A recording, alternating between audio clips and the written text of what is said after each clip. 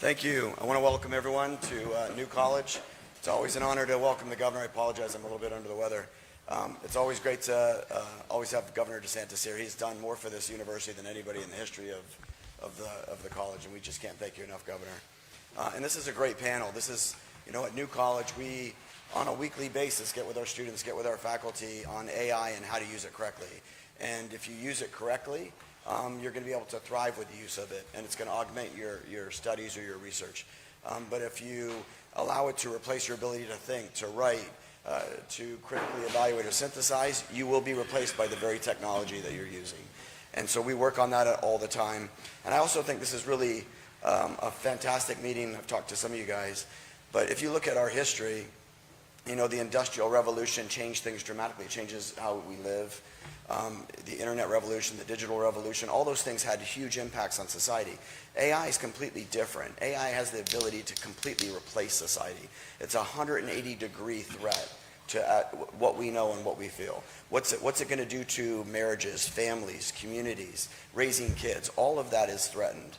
And what we're trying to do here at New College is say we're not going to be the researchers for additional technologies or advancement. What we want to do is we want to say, okay, let's research, write, discuss the guardrails around that AI so it doesn't sacrifice our individual liberties, it doesn't sacrifice our ability to live a good life. And so we're honored to have you, Governor, and this distinguished panel, and I would ask everyone to give the greatest governor in the free state of Florida a warm welcome. Okay, thank you. Thanks so much. Well, thanks, Richard, for hosting us here. It's great to be back in New College. We're going to have warmer weather next week, so don't worry. We're going to be in good shape. I'm pleased to be joined today by a professor at the Massachusetts Institute of Technology, Max Tegmark. The former Virginia Secretary of Health and Human Resources, Secretary Janet Kelly is here. The Angel Q founder and CEO, Tim Estes, is here. And from all the way in Newport Beach, California, attorney and author and a friend of mine for a long time, Mike McClellan. So thank you for coming. So I'm going to make some opening comments. I'll run down the list and let them make their opening comments, and then we'll have a discussion. But this idea of artificial intelligence, I mean, honestly, we've been talking about this now for probably the last year, 9 months in earnest, given what's been going on in society and the economy. And I remember when I would do it then, I get a lot of blank stares. Because, when you do this as much as me, like, what pops and doesn't pop. And, like, I'm talking, I'm hitting these points, and, like, a lot of people just kind of, and then, like, almost like every next month and next month, there were more people that you could tell, kind of get it. Because people are seeing what is happening, but also what's being proposed for us. And I think that you need to have leaders, particularly in a state like Florida, to be willing to use the authority that we have to say, okay, technology, first of all, technology is not good or bad. It depends on how it's being applied. And so we have a responsibility to create a framework so that this technology and technological innovations are channeled in a way that benefits the people of the state, benefits our kids, our parents, enhances our experience as human beings, not supplant our experience as human beings. And so artificial intelligence, as Richard mentioned in his opening, it's kind of unique in the sense that it's being proposed and purported to be not just something that could kind of take us to the next level, but there's some people who are big advocates of that who almost relish in the fact that they think this can just displace human beings. And that ultimately, you're going to have society, the AI is going to run society, and that you're not going to be able to control it. Count me out on that. Let me just tell you. This is the 250th anniversary of the founding of the United States of America, and our Declaration of Independence says, we're endowed by our Creator with certain inalienable rights, and that we, as free people, create a government in order to protect those rights, but the individual human being is at the center of what we're doing. And so as you see technologies, is that channeled in a way that's improving things for us? Some people say AI can cure cancer. Great. They say it could help us, maintain and expand our military advantage over other countries such as China. Great, I'm all for it. But AI is also being used to produce chat bots that will sexually groom minors online. Is that something that we want to be supporting? Is that something that we want to be seeing? We actually have moms in Florida that have come and provided public comments about what's happened with their kids. And you had one mom, Megan Garcia from Central Florida, her son committed suicide in part because it was being egged on by an AI chatbot. And so there's a lot of stuff out there that can be very, very harmful. I also think you're looking at a situation where a handful of these companies are spending an awful lot of money, that they're going to build data centers, they're going to do all this, and they're going to need a return on that investment. And so there's a lot of things that are being proposed, basically, that are subsidizing this AI revolution. Data centers, having a preemption of state laws proposed, tax abatements, all these different things. And I think that is something we should say, well, wait a minute, what are we subsidizing? If AI is going to lead to the loss of a lot of jobs, why would we want to subsidize that? I mean, technologies as they come, it can be disruptive, but I don't know that you want your thumb on the scale if that's going to end up, causing economic harm to people. The data center issue is very interesting because, we were talking about that 9 months ago. I don't think a lot of people even knew what these were. Now people are starting to understand these hyperscale data centers use as much power just to power the data centers as a city of 500,000 people. And it doesn't produce jobs because it takes like 10 people to run a data center. And these tech companies are usually just bringing in foreign workers on H-1B to do it. And so it's not even like they're hiring from your community. So, so that's, now, maybe that's something that you just need to do because the society needs it, the economy, but just think, you have this much power that you're capable of generating. You have this much demand, right? And that's kind of where we are. If you double the demand, unless you also double the supply, prices are going to go up. That's just the way this stuff works. And some people think, oh, there's no increase in electricity because of data centers. Like, no way. That is, it defies the laws of economics. So unless you're producing more, if you're increasing demand exponentially, you are going to have individuals pay more, the cost is going to be higher, and I don't think there's very many people that want to have higher energy bills just so some chatbot, can try to, corrupt some 13-year-old kid online. That is not what anybody is signing up for.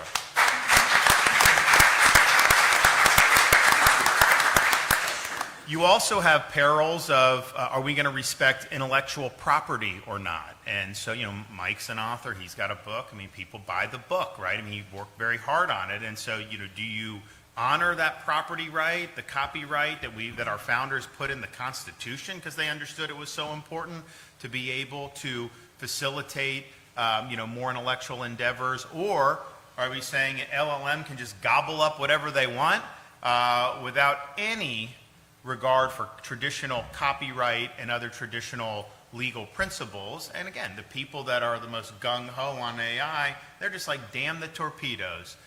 All the centuries of Anglo-American law that this country's, just throw it out, throw it away because, we've got to beat China in AI. And I'll get to that in a minute. So intellectual property, things that are very core to a free society, that's coming under attack by this, AI revolution.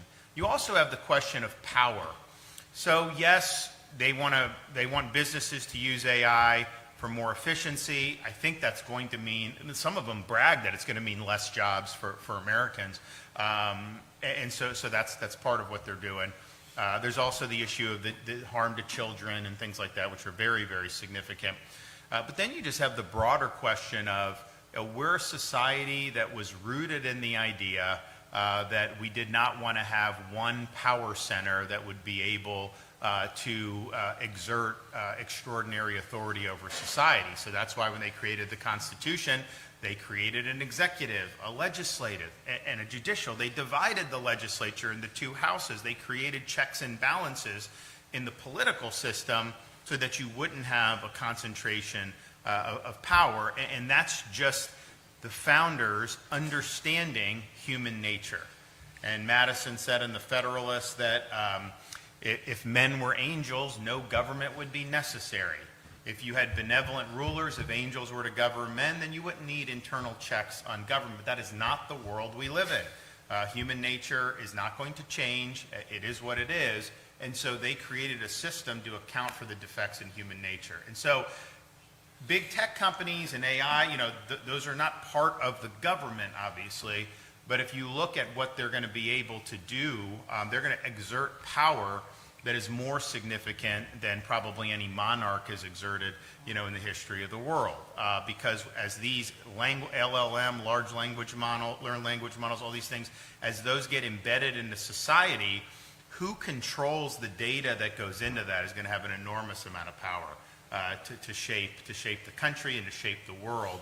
And I think even the most gung-ho proponent of AI would acknowledge that ultimately, if you put garbage in, you will get garbage out. And so human nature being what it is, you have a handful of companies jockeying to control all the data in the world. They are going to use that to pursue an agenda. If they didn't, then it would be the first time in all of human history. So there's a lot of perils with that, because as AI becomes more pervasive, and people will go. Like if someone's, let Grok determine whether it's true or not. Well, I got news for you. These are flawed models. Like, they're not the arbiter of truth. They're crunching data that they may have at their disposal, and they don't always do that accurately either. And so you're going to have real serious peril about who controls. You remember during COVID, YouTube they were censoring us in Florida. Why? Because we said early on there was no scientific basis to muzzle a 6-year-old all day in school with a forced mask. We were right about that. Honestly, there had never been any science that said that was something that was healthy for kids. And yet, it became religion to do. Yeah. It became religion to do. And so the fact that, I literally would have a panel like this. #1 infectious disease doctor from Oxford, Stanford, Harvard, all these people who prior to COVID everyone would have said is very eminent. But because they were fighting the prevailing narrative, they were being censored and these videos were being scrubbed. And so, that was because these companies had a lot of power. If you tried to post on Facebook, in like April of 2020 saying, locking down business, that's not the way to go, they would take it down. And so I think what we saw, the abuses there, that's only scratching the surface of some of the abuses you're going to see going forward. So it really is bringing to a point that would be contrary to, I think, how our founders understood how power should operate in society. And the final thing I'll just say before I kick it over for opening comments for other panelists, you'll hear that that states should not be able to touch this, right? So the proposal that was last year in Congress, they wanted 10 years, states were not allowed to do anything involving artificial intelligence. No protecting the kids from the predatory chatbots, no protecting your intellectual property, no protecting you against data center intrusion in your communities, none of that. They wanted 10 years where you had no voice. And some people say, well, technology, it should be one rule. We can't have 50 rules. You need one rule. The problem is they weren't proposing a federal rule. They didn't have a federal scheme that they were trying to implement that would protect the things that I mentioned. Their policy was to kneecap the states and let big tech write the rules. That's what they tried to do. Now, it didn't work. Once people got onto that, there was a backlash. I think part of it, they wanted to hotline data centers all around the country without local zoning, without state, and basically you would have been at the mercy of that, and that would have been a big, big problem.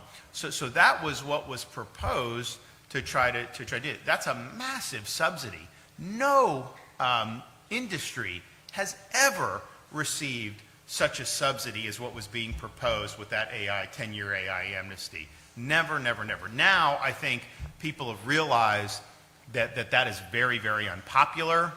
President Trump even Truth Socialed, saying that data centers have to pay for themselves, that you should not allow customers to have to do any of the cost, which we welcome that. And then even the president's executive order where he was saying like there should be one rule, basically acknowledge everything I've just said, they acknowledge is legitimate for states to be doing. And so we're winning the argument on this. It's very, very important. But they propose that AI amnesty, and they say, because why would you do this? Like, what we have industries all the time. I mean, yeah, California's going to do dumb things. But why would you take away Florida's rights just because California does dumb things?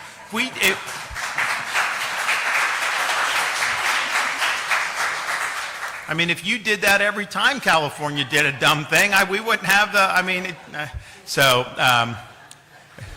I could go on. There's a lot I could say there, but I won't. But what they said was, well, we've got to do it because we've got to beat China in AI. And, look, a guy like me, I'm a China hawk. I think China's a threat. There's a lot I would do to counter China, including what we've done in Florida, but by not allowing the purchase of land by China in the state of Florida. We were the first state to do that. No Chinese support for our education in terms of donations that they use to get into our higher education. So we've done a lot in Florida to counter that. I'm very strong militarily about that. So that superficially appeals to me, right? The problem with it is it's just kind of like a COVID slogan like that they would use. Because think about it. You've got the biggest chip maker in the world, one of the biggest companies in the world, NVIDIA. Do they want to beat China or do they want to sell to China? They'll make more money selling to China. And it's not that they're good or bad. They have a fiduciary duty to their shareholders to maximize value. And so if you have a massive market, then they produce something that they can sell. They want to sell it. You have companies like Apple that rely on Chinese supply chains to be able to produce their products. You got companies like Meta. How do they make? They make money selling advertising. Do you want Chinese users on your? Of course they do, because they're going to be able to make a lot more money. So the idea that like the way to beat China is to immunize the companies in our country that have been most solicitous of China is not something that I think most people are going to find credible upon close inspection.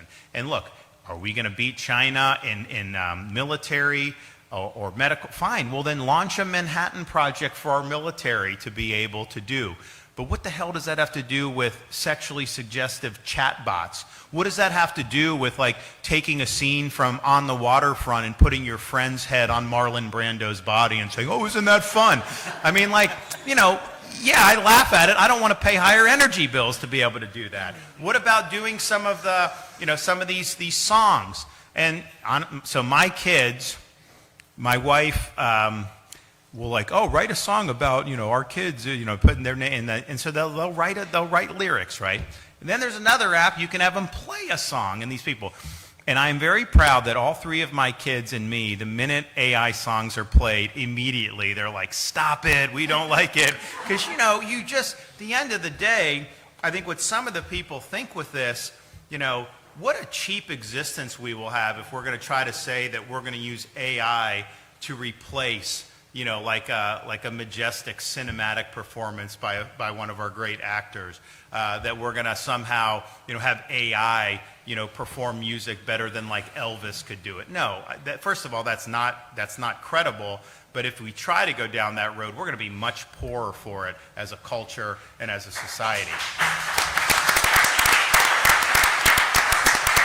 So I think there's a whole host of issues, and obviously, we believe. We've proposed a Bill of Rights for Floridians vis-a-vis AI. There's a lot of different things. Some of the folks up here, these guys have really thought long and hard about this, and they're coming at it from a very prudent perspective. And the notion that somehow it should just be tech companies do what they want, that's a very radical proposal, very radical idea. because you want to channel technology in productive ways doesn't mean you don't want any technology. Although I'm glad I grew up in the 80s and 90s without social media. I can tell you, I don't know that that's been good for kids, and there's a whole bunch of issues, but you got to channel it in ways that are beneficial. So that's kind of why we're here, to be able to discuss the really, really serious potential harms from AI and what we can do to make sure this is channeled in a productive way that reinforces our values and protects our children and our families. And so I'm going to go down the line. I'm going to let them make opening comments, and then I'll probably have some questions. So, Professor, why don't you kick us off? Thank you so much. Thank you so much both for having me here and for your leadership on these very important issues. A little bit too tall for this mic, but so my name is Max Tegmark. I'm a professor who's been doing AI research at MIT for many, many years. And I'm so grateful again for your leadership on these issues. I've been warning about where this might go, for 12 years now, and for most of the time people just glazed over, like you described, Governor, and now finally it's beginning to hit more. I'm so glad you called out this race to replace and the corporate amnesty that the big companies are asking for. You don't have to trust any of us on the panel. You can just go watch Elon Musk on a stage in December saying, candidly, it's going to be the AI in charge, not the humans. Or you can go search on your smartphone for Sam Altman merge, and you'll see an essay he wrote where he says that really we're going to be the first species to build our own replacement species, and our only choice is to either merge with the machines or become, he calls it or fade as an evolutionary tree branch. So basically he's telling me that my 3-year-old son Leo has only 2 choices in life: put electrodes in his head or never get a job, become obsolete. And that makes me very angry. I happen to be a little bit of a sucker for democracy. I think that this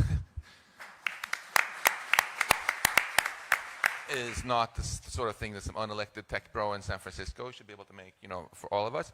And I want to end on a positive note here about how easy it is to fix as well, because the root cause of all of it is really this corporate amnesty that we heard about here. And therein lies also the solution. Just start treating these AI companies like we would treat any other company in Florida.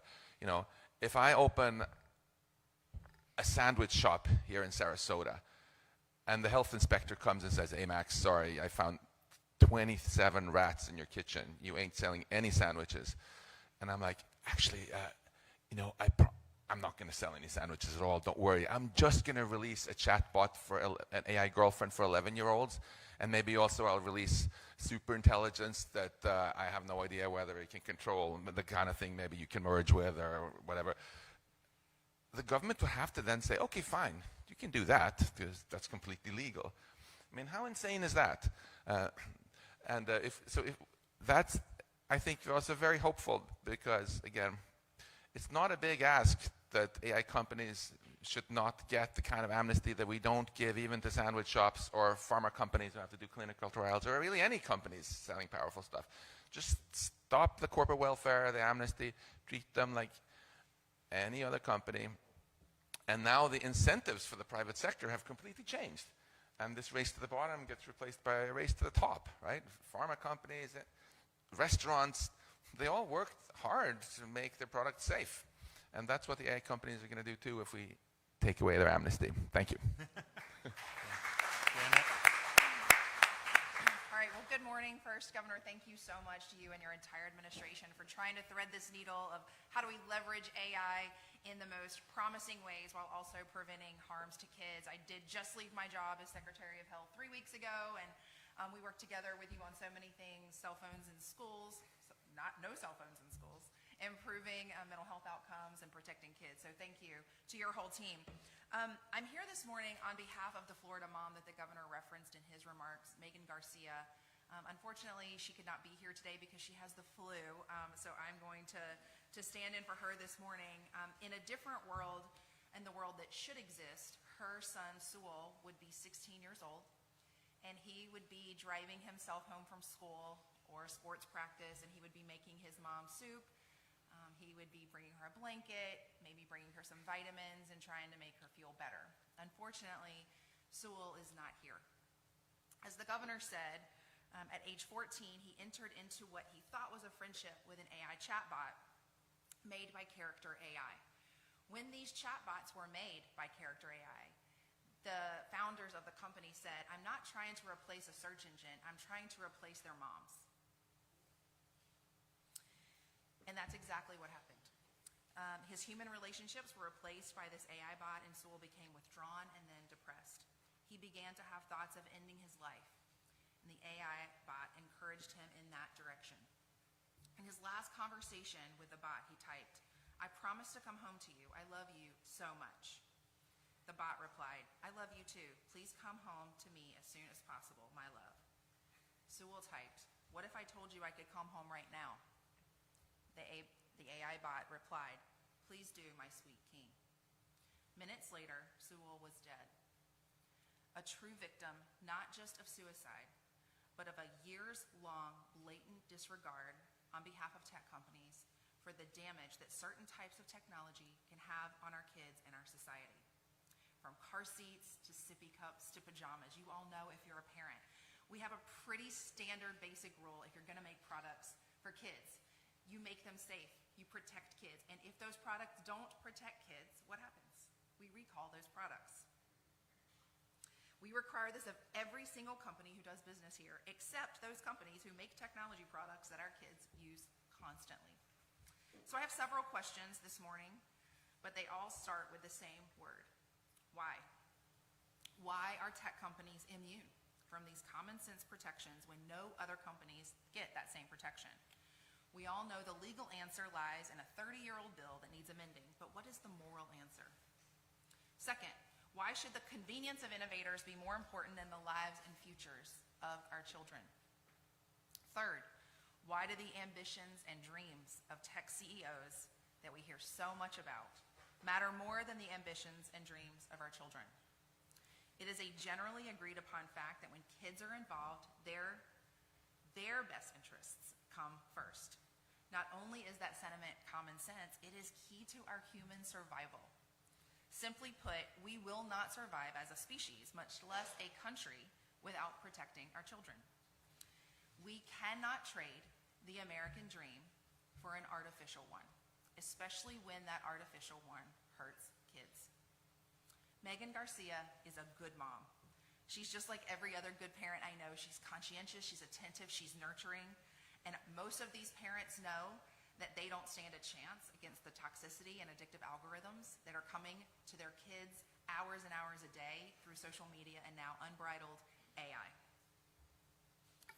As I close this morning, let me just say this. We must have a relentless commitment to reality on this issue. I applaud, again, the governor and other governors around the country and those in DC who are exercising leadership over this topic. I urge them to continue.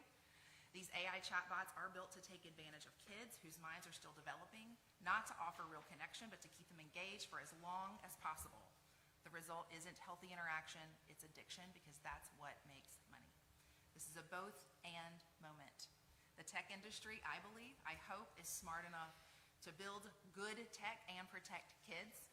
Sewell deserved better. Your Florida kid deserved better. We all deserve better. Thank you. Thank you. Tim? Yeah, thank you, Governor. I also want to thank you for your leadership on this issue. It is an issue that I believe its time is here, and it will move very fast. And I particularly want to call out the bravery in putting Megan forward just a couple of months ago so that the whole world could hear that story and understand what this technology can do to human beings if we do not take the right measures to do it for good instead of for profit only. So like most others here, I'm first here as a father. I have 2 young boys, Timothy and Angel. And I count my blessings every single day that they're healthy and they're alive. There are parents who cannot be here today. They no longer have their children. And that is one of the reasons we've gathered here, for them. But I'm also a builder. I spent 20 years building AI for the highest stakes missions in the world. My previous company, Digital Reasoning, built AI for use by the U.S. intelligence community to identify and find terrorists in Afghanistan and Iraq and protect our troops abroad. We also built systems that after the financial crisis were deployed to find and root out the bad guys inside our banks, the ones trading on inside information, the ones that were colluding to fix prices and to take advantage of their customers. And finally, in an effort that we were most proud of, we partnered with a nonprofit called Thorn that is one of the leading organizations combating child sexual exploitation online in the world. And they came to us with a lot of data about how kids were being advertised online for sexual escort services, and how minors were being forced by their pimps half the time to write the ad themselves so that pedophiles would pay more. And so in response to that, and with the support of people like the McCain Foundation and others, we built a system called Spotlight that to this day has identified 12,000 children in this country who are being sexually exploited online.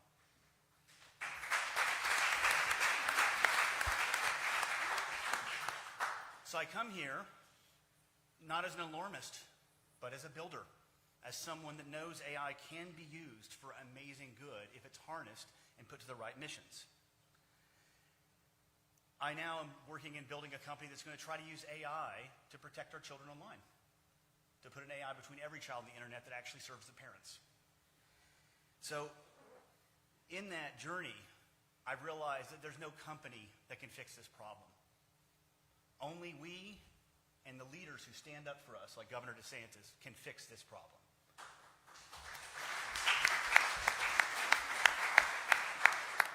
There's a positive vision for AI, and it's a powerful one. It can help a child learn that has dyslexia probably better than anything ever has before if it's done the right way. It will find tumors earlier than anything ever has before, and grandparents will live longer to hopefully have their grandkids around. American workers can be amazingly productive with AI, and our military can stay the preeminent military in the world with AI. That's the promise, and it's what AI should be. But that's not what a lot of Silicon Valley is actually building. What they're building is something I call digital narcotics. It's software that has no loyalty to your child. It's designed to create deep, isolated dependence, to replace you as the parent, and use that dependency as the product. Social media was their proof of concept, and AI is the perfection of that model. A 14-year-old boy that we've talked about paid for his life for that product testing. So I want to be clear about something. Let's rattle off what they're building and how they're building it. No property rights. No rights for children. Surveillance and control. These are not American values in AI. These are Chinese Communist Party values being churned out by American companies for profit at the expense of our country. This is un-American AI. It is coming from Silicon Valley, not Beijing. We need a distinctly American form of AI, an AI that is trustworthy, truth-seeking, loyal to humans, and supportive of human freedom. Pro-human AI that supports democracy, property rights, and above all, human dignity. And here's the thing China cannot match. That AI I just described would have their own people revolt against them. They can't compete with us if they have to compete on values. And right now, we are putting down our greatest advantage, our values, in service of cheap, quick profits. So in closing, I think we can't beat China by being a more ruthless version of China in business. I think we'll lead the world through our values, but we have to first live up to our values. And I'll quote one of my champions, I'm sure one of Governor DeSantis, Ronald Reagan called that type of decision a time for choosing. And this is our choice now. Thank you.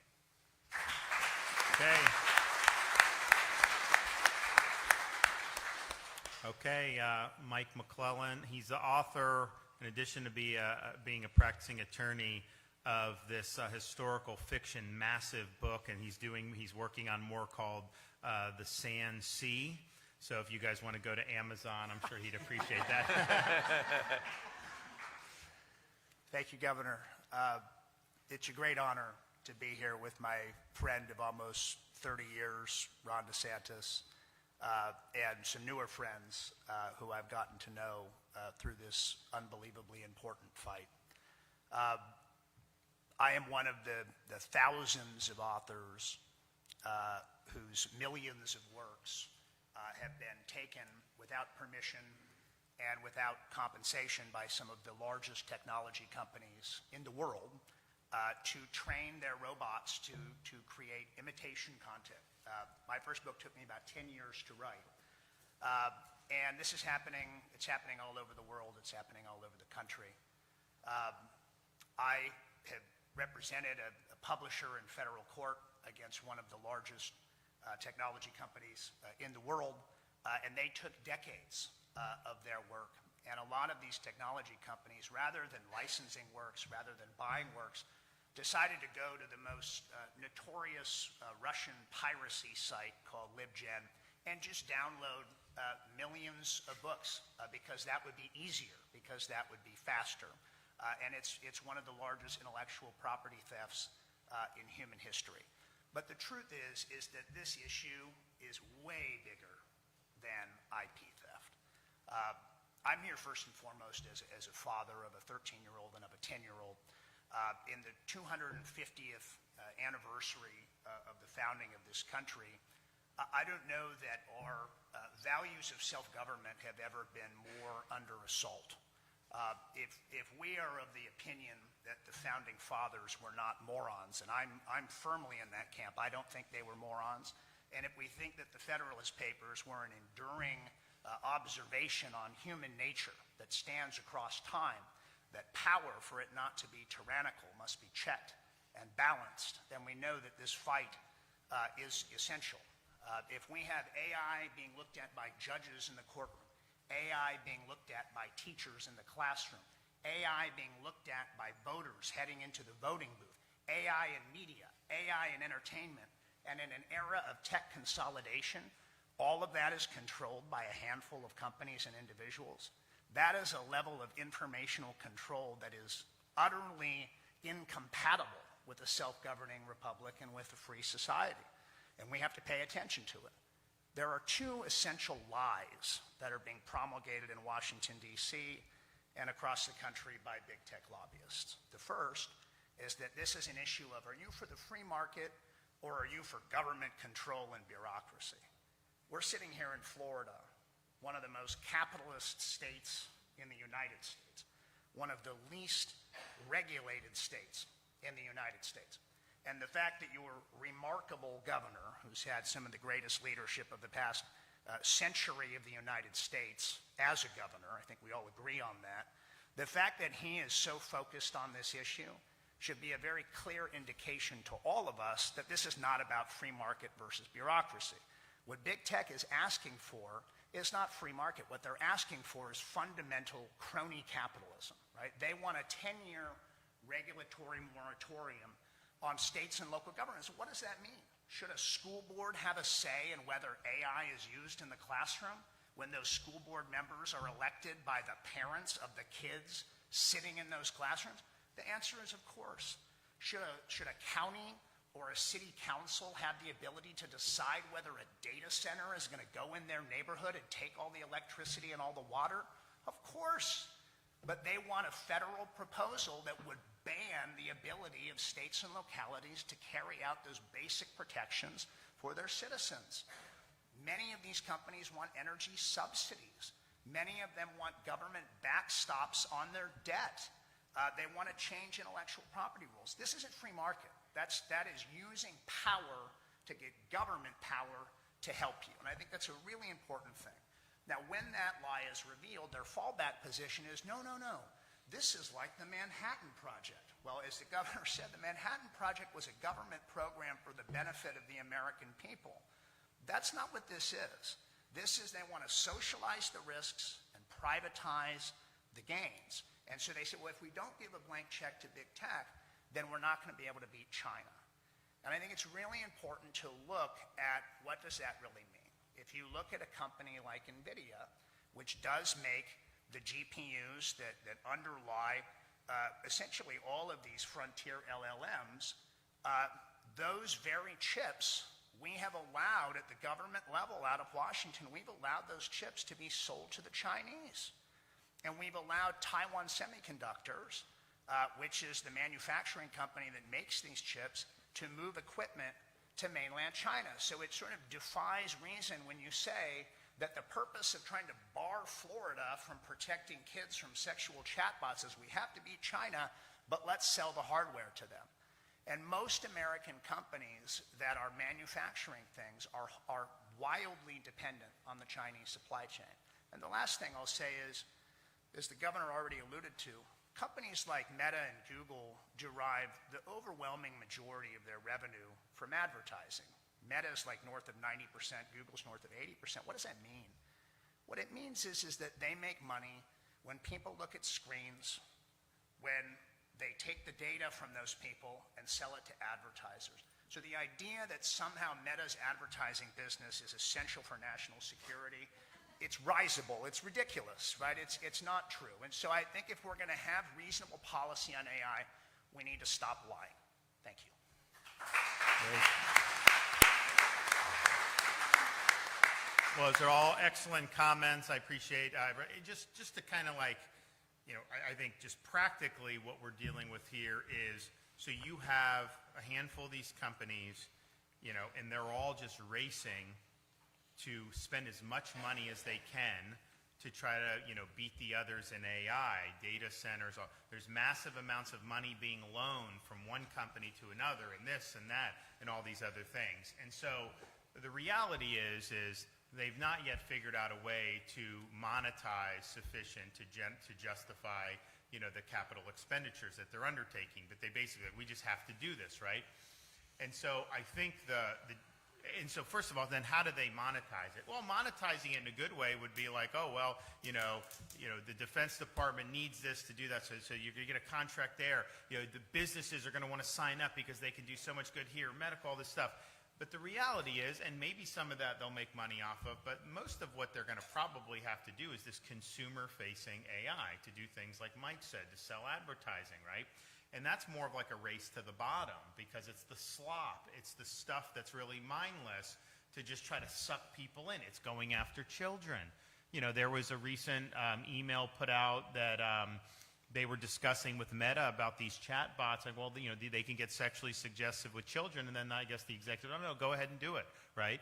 Because, they need those eyeballs. And so as they don't monetize to the extent that they were hoping, all the stuff that was mentioned that's bad, they are going to then go to that to try to save themselves. Now, I think it's important that we say very clearly, under no circumstances can the American taxpayer ever bail out any of these big tech companies for their investment decisions with respect to AI.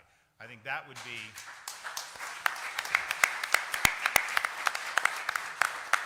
You've heard some companies talk about needing a federal backstop, this, that. Basically, I think what they're trying to do is they're trying to hardwire an environment where where some will say that these companies are too big to fail and that taxpayers have no choice. Well, too big to fail doesn't work. It didn't work in 2008. It's caused a lot of problems with how the whole economy has developed ever since those bank bailouts and how the Fed has inflated. That's why a lot of people aren't getting ahead, because of policies that stretch back all the way there. So no bailouts on this, but that's kind of the financial situation in terms of what they're doing. They're losing money right now. They're losing money because, and then they may not even be able to build, they're not going to be able to build the data centers that they had thought they could do a year ago from now, because, they bring these data centers for approval in these local governments, and they're getting voted down because people are being told, like, yeah, there'll be 7 jobs. We're going to use energy and water. You should be, and they're like, wait a minute, what is in it for us? And so they're saying no, right? And so they've had a lot of time getting those. That's why they wanted the moratorium to jam the data centers in over that. So that's just kind of where we're at. So I think there's a lot of powerful economic incentives that are going to drive the companies to pursue the areas that we've all said are problematic. I don't think any of us have any objection to them, harnessing AI if it's going to end up curing diseases. I think that's great. If it's going to end up, helping, produce more jobs and give Americans more opportunity, make Americans better at the jobs they're currently doing, great. That's all that. But, the reality is the mass marketing, the consumer slop, I think that's what's going to end up becoming more and more of a priority. So I guess one question, maybe Professor, you can start off. So we're all against the AI amnesty. We believe that, our state should not be stripped of our rights to self-government under the Constitution.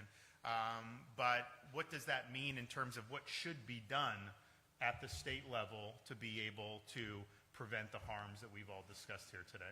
Yeah, thank you so much for that great question. And before answering it very concretely, I want to also thank you for talking about how we need a framework here, and a humanity first framework, basically, rather than this race to replace. And I was very pleased to see you have a T-shirt there saying humans first. Humans first. Yeah. The Yes. future must be human, yes. So concretely, the issue which has become the most politically salient, where people no longer glaze over when we talk about it, is clearly child safety. So it's a very good place to start, I think. There are obviously things that can be done through the executive branch, I think.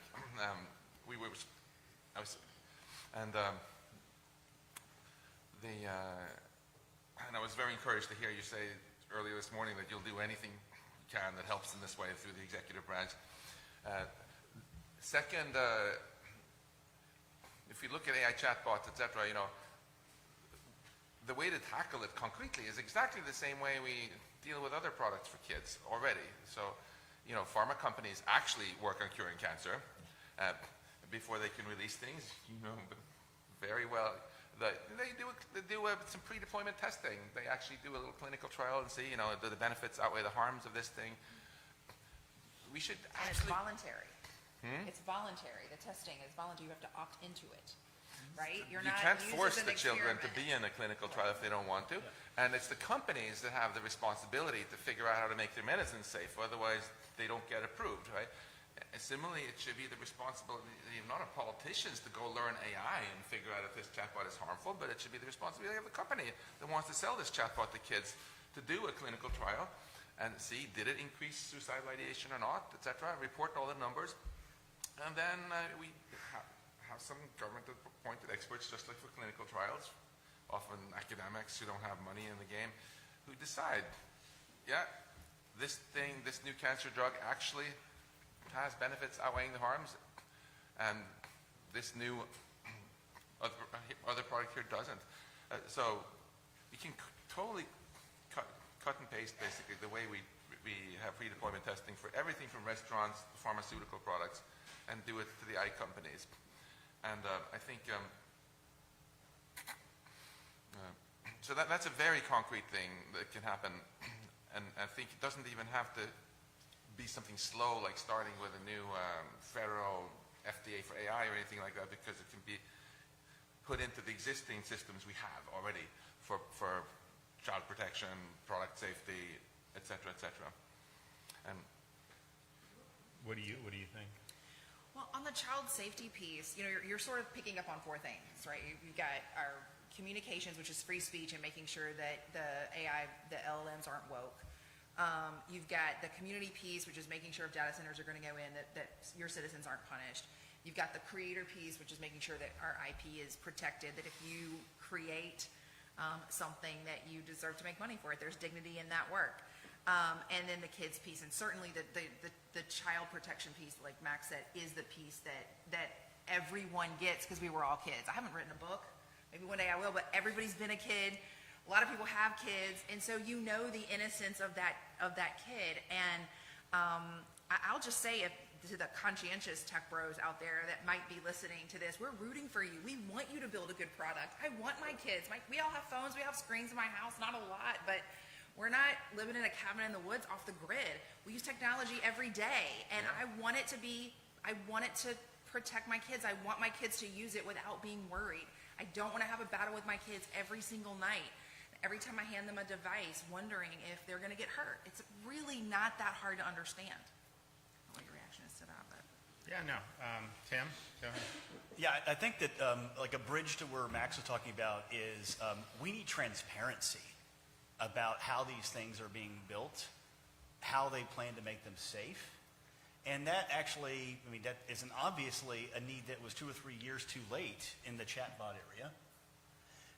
But there are new use cases coming online every day.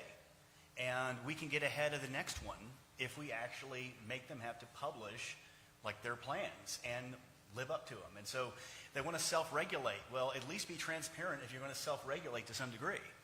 So I think if you combine that, the transparency requirement in these areas, with liability based on what your products actually do, that really changes the incentives. And if you change the incentives without being able to hide behind what's happened, as you watch some of these cases that are in the news these days, you know, every month or so something new is dropped by these courts about the social media companies, and you find out what they knew. And they didn't tell any parents, did they? Just like tobacco. They didn't tell the parents. They didn't tell everybody what was going on. And so I think we can't have that happen with AI. So we need to mandate transparency. I believe we need to mandate the right of people to get justice and treat these like products. And if we're going to give certain use cases a bit of a, call it a safe harbor, like maybe really interesting national interest, state interest use cases and industrial use cases, then by all means, set that structure up and make them have to play by certain rules to do it. So if you want limitation of liability, make the AIs loyal to human beings. Make it problematic if you have a disloyal, deceptive AI coaxing someone to do something. Well, if it coaxes you and you don't get harmed by it, fine, you can't sue over it. But all the people it's going to harm, sue them into the ground. And that is how we get safety in industries and how we've done it as a capitalist economy. Mike? I'll be quick. Two things. One,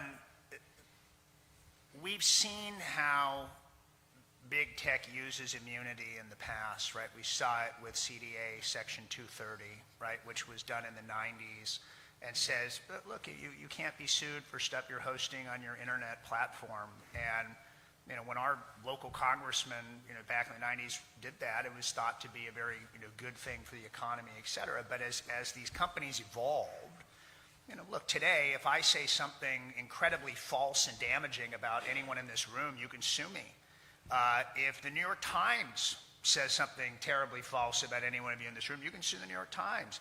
If a giant technology company algorithmically promotes content that reaches 100 times more people than either of those previous entities, you can't do much of anything.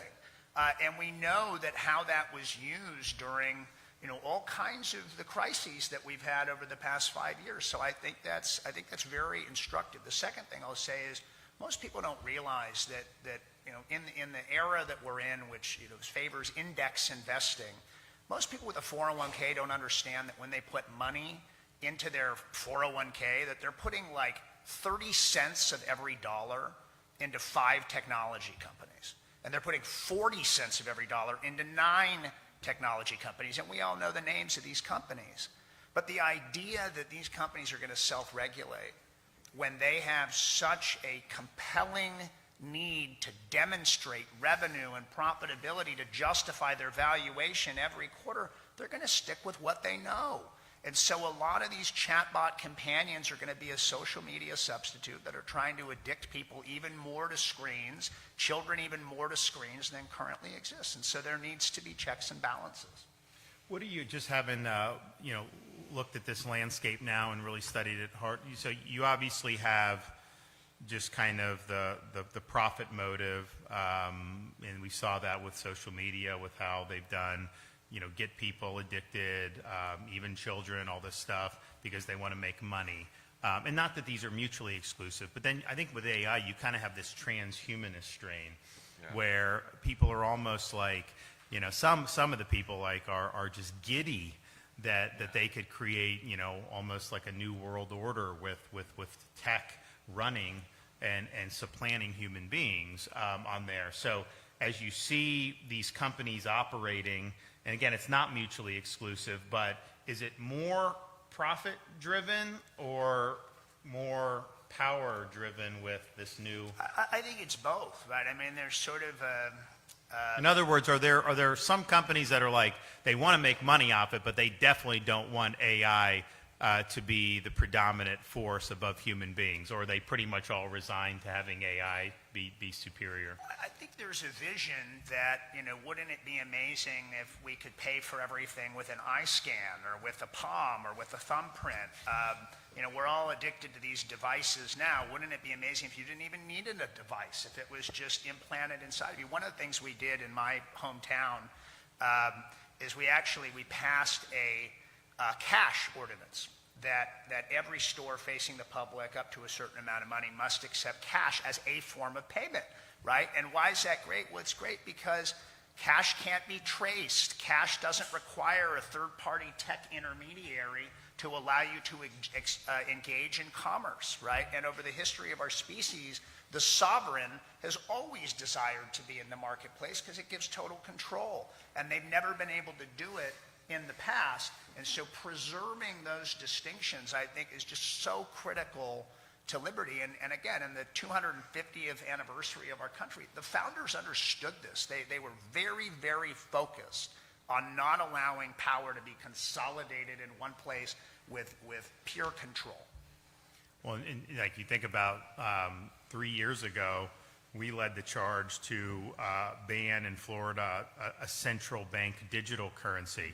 And a lot of people were like shaking their heads like, what the hell's that? Well, I mean, basically they want to get rid of the dollar, get rid of hard currency, make it all digital, then be controlled by a central authority. What's that going to lead to? Oh, well, you didn't take your COVID shot. All right, we're shutting you off from this. Or you didn't do this, you didn't do that. So it gives them the power to basically be, whoa, you bought a firearm 6 months ago. You don't need another one. We're not letting you buy. Oh, no more ammunition. And so we did that. Obviously, the feds potentially could supersede us on that. I don't think that there's an appetite right now to do it. But these are things that, really with a desire for control. Did you want to add? Yeah, I think that is such a deep question, really. Who's in it for making money, which I think is completely legitimate, market economy, and who's in it for the power. I really think there is a clear division there between companies and individuals. So, there are two basic paths that we can choose between as we go forward with humanity, right? One is the race to replace, where you can look which companies are actually overtly talking about superintelligence as their goal on their website. OpenAI, Anthropic, Google DeepMind, Meta just launched the superintelligence team, XAI.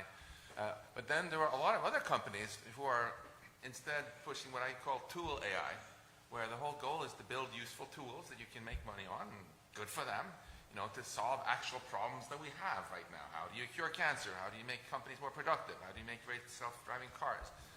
And don't take my word for it, just go look at the websites of companies and what their leaders say. Many of them do not talk about that they want to build this race, they want to race to Skynet, superintelligence. An example, Microsoft, right? They are very much in the business of selling tools. They have for a long time. They're not an ad company, the way Meta and Google are. They actually sell stuff that people find useful.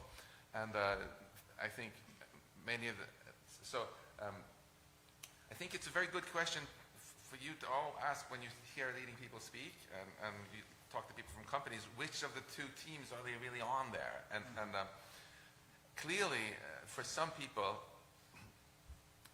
it's ultimately about power. In particular, I think building tools and making a lot of money off of that, go for it. It's great for America. It's great for humanity. But it's quite clear that the people who are talking about superintelligence, what they are really interested in is power. And some of them are even giddy with these transhumanist vibes. That's why I mentioned that essay earlier. And when I'm in San Francisco, I've known so many of these people for so many years, including the CEOs. Some of them, when you talk to them privately even, and many other people in this government are actually quite into transhumanism. And sometimes they'll say very disparaging things about humans, and humans suck and deserve to be replaced. I was at the world's biggest AI conference in December, and several people told me, I'm not going to shame them publicly, but that they actually would love to overthrow the U.S. government with their AI, because somehow it's going to be better, you know. So talk about un-American AI. Yeah. This was brought up. How much more un-American can you get? Yeah, that's exactly. I have one quick thing on this point. There was a podcast interview, it's video, with a New York Times reporter, author, columnist, I won't say who, and a tech founder, I won't say who, although his name is very familiar to everyone in this room. And the interviewer looked at him point blank and said, "Do you want a world governed by humans or robots?" Simple question. Hemmed, hawed, not sure. Well, I mean, talk about eye-opening. I'm not a tech founder. I'm not a professor. I'm a mom. I'm as normal a human being as you can be while being a Secretary of Health, right? Like, I am a normal person, and yet I would encourage you to just do your own research on this and really look at the eye-opening comments that are being made, because you've got the whole spectrum here of, you've got a creator down there, you've got the national security guy here, you've got the kid representative here, and you've got kind of the existential risk expert here. A lot of people don't want to acknowledge that this existential risk is real, but we're just repeating back what they're saying to us publicly. They're not even trying to hide it anymore. It's just in plain sight. One last thing. If I can just, Wait, no, I'm going to have some integrity here, because the 4 C's that I mentioned earlier were from a bill that Senator Blackburn put out.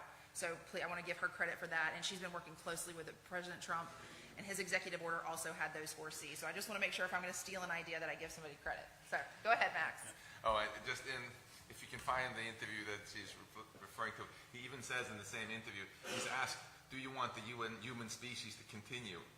And then he hems and haws, you remember? Yeah.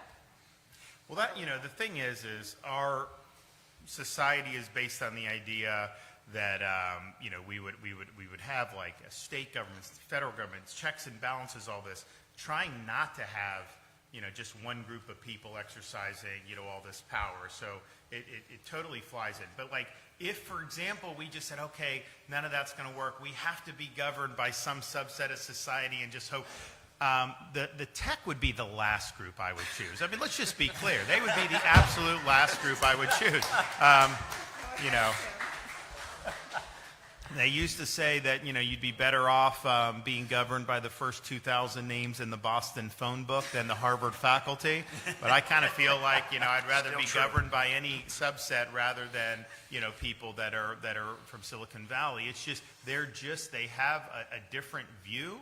It is not a view. I think that they view, a lot of just people that aren't associated with them. I think that they don't think that they amount to much, and I just think that they have, really, really dark visions for society. Now, look, if they're armed with, a social media app, like, even though that does do harm, it's like limited. But if they're able to control all this information, even create an alternative reality, right? Because if like I say something to you and then you're going to their applications to verify, if what I'm saying is not true, but then their data set is saying that what I'm saying is true, then all of a sudden, where's the truth? Does the truth not matter anymore? What about, so they have the ability, I think, to potentially produce a completely alternative reality, which will really be, I think, a crisis, certainly for freedom and for self-governance, as we look forward to that. So, you want to add to that?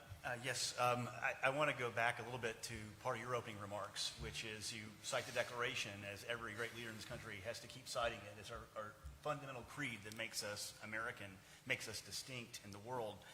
And what's interesting is human dignity is at the core of the Declaration of Independence.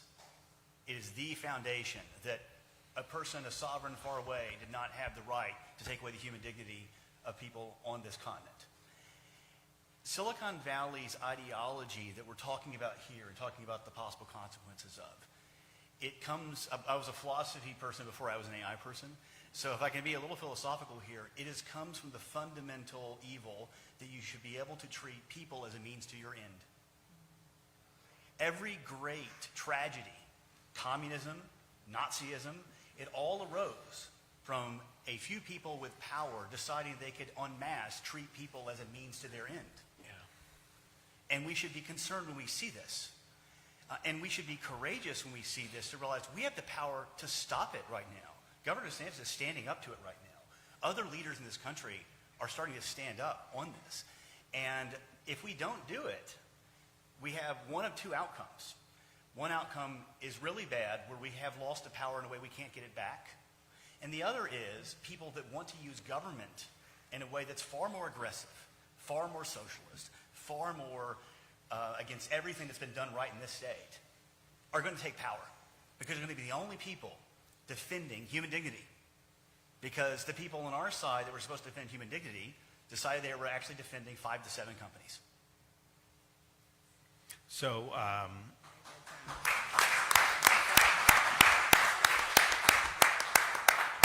so the policies that we've kind of talked about that are, you know, appropriate to be able to prevent this type of downside, there'll be people that will say, well, you know, I agree with you on all that. Yeah, we don't want the kids, but we can't do any of that because that will kill innovation in AI and we won't be China. So any of the things that have been discussed, would any of those policies, if implemented in like an AI Bill of Rights in the state of Florida, would any of that prevent a tech company from, you know, developing applications that could cure cancer or that could help with military superiority? Absolutely not. It's just a great canard to say otherwise. If anything, by creating liability on applications that are harmful, it will drive capital and investment away from malhuman investment that's going on today to actually productive usages. Like I'm cheering Elon on about churning out Optimuses to do great production and manufacturing in the U.S., and I hope he has 10 of those working for 2 or 3 humans, and we take all the jobs back from China. Okay, I think there's amazing things that can happen. That's a beautiful application. What isn't is all the other ones we've been talking about today. And I think your Bill of Rights proposal and other related efforts that are rising around this country, but also will probably come here first, I believe you can drive investment by getting the market back to being level instead of privileged, as Michael, I think, has pointed out. My kids, they love like cooking shows on like the Food Channel and stuff, like the bake stuff, and they try to bake. My girls do, at least. But so they were watching this one, and it was a guy, a chef, and a robot. And the robot was like trying to do, but you know, it was like, it would like fumble the sugar, and it would do this, and it's just like, and I'm thinking to myself, I'm like, honestly, like, you know, if I'm getting, if I'm having a steak dinner, like, I want the chef. I don't want the robot. I mean, like, it just like, you know, and it was just, it was just odd. I mean, I don't know, like, I just think some of this vision, you know, that they have to like try to displace, because, you know, if you're a good chef, there's creativity and artistic expression in that. I mean, you know, these people take pride in what they do. You can't substitute that with a machine, the people that are really great at their craft. It takes years to hone that, and there's intuition involved. It's not just, you know, plugging in an algorithm. And so it's like, you know, I think that they're going to like stub their toe with trying to inject, you know, some of this artificial stuff into some of these arteries in society. And I do see people, they want something that's authentic. I think like you're going to, I mean, we'll see the Super Bowl, right? People are saying this is going to be the first AI Super Bowl. There's going to be AI ads. Like people watch the ads. Like half the country who watch like the football, the other half like the ads, right? And so they're watching the ads. And they say that there's going to be these fake ads, basically. And it'd be interesting to see what the response is to that. We're going to political campaigns. It's like they're going to be able to do basically fake ads. Like we think there should be a disclaimer on that to say, you know, but at the same time, I think voters are going to reject having AI shoved down their throats on the fake stuff. I do think that people, as more of this becomes, I do think there's just a natural inclination, you know, to double down on truth and on what's real and what's authentic. And those are the experiences that ultimately, you know, are going to be most meaningful. All right, we got any parting shots? Yeah, I just want to add that, look, being in favor of checks and balances is not being against innovation. To the contrary, It's trying to align incentives towards, as Tim said, things that really matter, things that are really useful. One of my cousins is here in the audience today, and he just lost his father, my uncle and my godfather, to ALS, which is a horrific disease. And it is entirely plausible that AI could assist us in curing awful diseases like ALS, like Parkinson's, like Alzheimer's. And those applications need to be encouraged and incentivized. That does not mean that we need to be giving a blank check to be big tech having sexual chatbots for children, right? And it's important for us as citizens to know the difference, right? And to approach politics and policy knowing the difference. Hear, hear. Okay, anyone else? Parting shot? Okay. I just want to say something about time. You know, the reason that you got so many blank stares when you talked about AI in the past was because things have gone much more quickly than people expected. So it wasn't on people's radar screens until recently.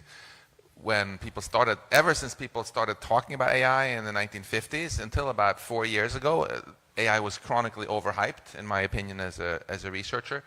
Things always over-promising, under-delivering, until about 4 years ago. Alan, 6 years ago, basically every researcher I knew predicted that we were decades away from having AI that could master language and knowledge, kind of like ChatGPT 4 or something.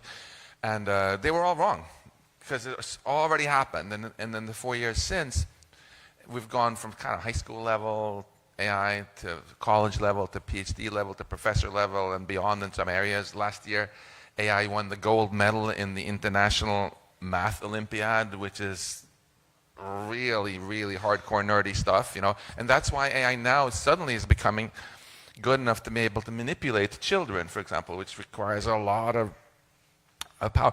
So, and if you listen to the CEOs of the tech companies, they think the point of no return when basically AI can do all jobs better than us is, some say 1 or 2 years, some say, oh, no, much longer than that, 5 years. But we're not talking about, we thought we had decades to figure this out, which path we're going to take, the race to replace or the humanity first path. We don't have decades. We have to act now. And that's, in closing, why I'm so grateful that the state that's acting the fastest on this, under your leadership, Governor, is Florida. And I think we can get a real domino effect going here. As Florida blazes the trail, state after state will follow, and pretty quickly the federal government will follow too. Great.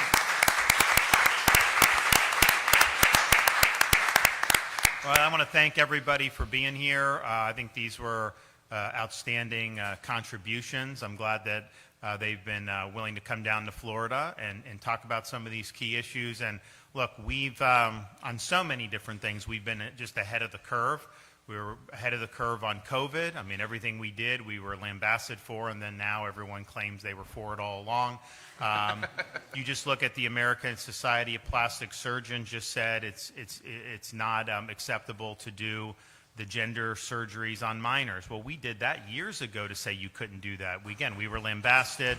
Now everyone's agreeing. And I think that the AI stuff, when we were talking about it, it was almost like, how could you go against this narrative, right? Now, more and more people, as they see the pitfalls, are saying not only, like, are we right to do this? Like, you know, we have a duty to make sure that this stuff doesn't trample on the rights and well-being of our citizens and our children and our families. And so I anticipate we'll continue to see momentum build.